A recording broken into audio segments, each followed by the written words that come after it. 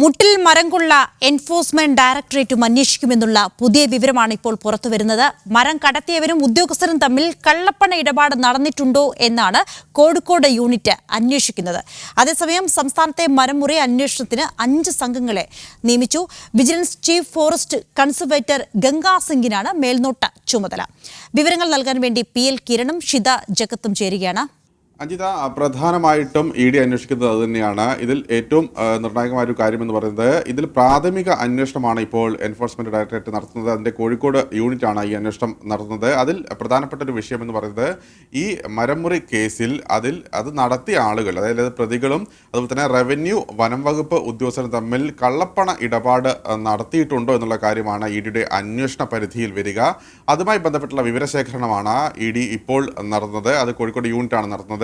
അതുമായി ബന്ധപ്പെട്ടുകൊണ്ട് ഈ ആളുകളിൽ നിന്നും പ്രതികളിൽ നിന്നടക്കം അവർ വിവരങ്ങൾ ശേഖരിക്കും. അതിനുള്ള തെളിവുകൾ ലഭിക്കുകയാണെങ്കിൽ മാത്രമാണ് ഇതിൽ കേസ് രജിസ്റ്റർ ചെയ്ത് ഈ കള്ളപ്പണ ഇടപാടുകൾ കേസ് രജിസ്റ്റർ ചെയ്തുകൊണ്ട് ED മുന്നോട്ട് പോവുക. അതിൻ്റെ പ്രാഥമികമായിട്ടുള്ള പ്രവർത്തനങ്ങളാണ് ഇപ്പോൾ ED തുടങ്ങാൻ പോകുന്നത്. അതുമായി ബന്ധപ്പെട്ട് വനംവകുപ്പ് ഉദ്യോഗസ്ഥരിൽ നിന്നും വിവരങ്ങൾ ശേഖരിക്കും. അതുപോലെ തന്നെ മറ്റ് തരത്തിലുള്ള ഈ കള്ളപ്പണ ഇടപാടുകൾ നടന്നിട്ടുണ്ടെങ്കിൽ അത് എവിടെ നിന്നാണ്, ആ പണം എവിടെ നിന്ന് ലഭിച്ചു തുടങ്ങിയ കാര്യങ്ങളെല്ലാം തന്നെ EDയുടെ അന്വേഷണ പരിധിയിൽ വരും. അവർക്ക് അതിനുള്ള അധികാരമാണ് ഉള്ളത്. അതുകൊണ്ട് അതിലെ പ്രാഥമിക വിവരമാണ് ഇപ്പോൾ ED ശേഖരിക്കുന്നത്. അതിനുശേഷമാണ് ഇക്കാര്യത്തിൽ കേസുമായി മുന്നോട്ട് പോകണമെന്നുള്ള കാര്യം ഒരു തീരുമാനത്തിൽ എത്തുകയും ചെയ്യുക. അഞ്ജിത, വരാം. അതിനു മുമ്പ് ഷിതയിലേക്ക് കൂടി പോവുകയാണ്. ഷിത, ഈ മരംകൊള്ള കേസ് അന്വേഷിക്കാൻ 5 അംഗ സംഘത്തെ കൂടി നിയോഗിച്ചിരിക്കുകയാണല്ലോ. ആ ടീമിൽ ആരൊക്കെയാണുള്ളത്? അവർ ഏതൊക്കെ? കാരണം മുട്ടിലിൽ മാത്രമല്ല, സംസ്ഥാനത്ത് പലയിടത്തിലും ഇങ്ങനെയുള്ള വനംകൊള്ള നടന്നിട്ടുണ്ട് എന്നുള്ള വിവരങ്ങൾ പുറത്തു വരുന്നുണ്ട്. അവരുടെ അന്വേഷണ പരിധിയിൽ എന്തൊക്കെ കാര്യങ്ങൾ വരും? അഞ്ജിത, കഴിഞ്ഞ ദിവസം തന്നെ ഇതുമായി ബന്ധപ്പെട്ട ഒരു സമഗ്ര അന്വേഷണം വേണമെന്നുള്ള ഒരു ആവശ്യം ഉയർന്നിട്ടുണ്ടായിരുന്നു. അതിന് തൊട്ട് പിന്നാലെയാണ് ഇപ്പോൾ 5 അംഗ സംഘങ്ങളെ നിയോഗിച്ചുകൊണ്ടുള്ള ഓർഡർ ഇറങ്ങിയിരിക്കുന്നത്.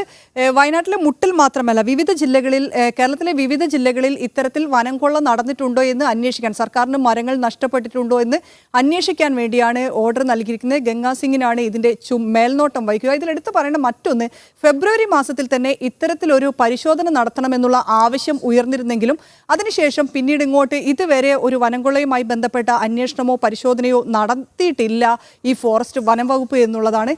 അതിനുള്ള ആവശ്യം ഉയർന്നതിനെ തുടർന്നായിരുന്നു അങ്ങനെ ഒരു ഓർഡർ ഫെബ്രുവരിയിൽ തന്നെ ഇറങ്ങിയിരുന്നത്. പക്ഷേ വീണ്ടും ഇത് വിവാദമായപ്പോഴാണ് ഇപ്പോൾ ഒരു അന്വേഷണ സംഘത്തെ, ഒരു 5 ടീമുകളായിക്കൊണ്ടുള്ള ഒരു അന്വേഷണ സംഘത്തെ നിയോഗിക്കുന്നത്. അതിൽ ജില്ലാ ഫോറസ്റ്റ് ഓഫീസർമാർ, വിവിധ ജില്ലകളിലെ ജില്ലാ ഫോറസ്റ്റ് ഓഫീസർമാർ മുതലുള്ളവരാണ് ഈ ടീമിലുള്ളത്.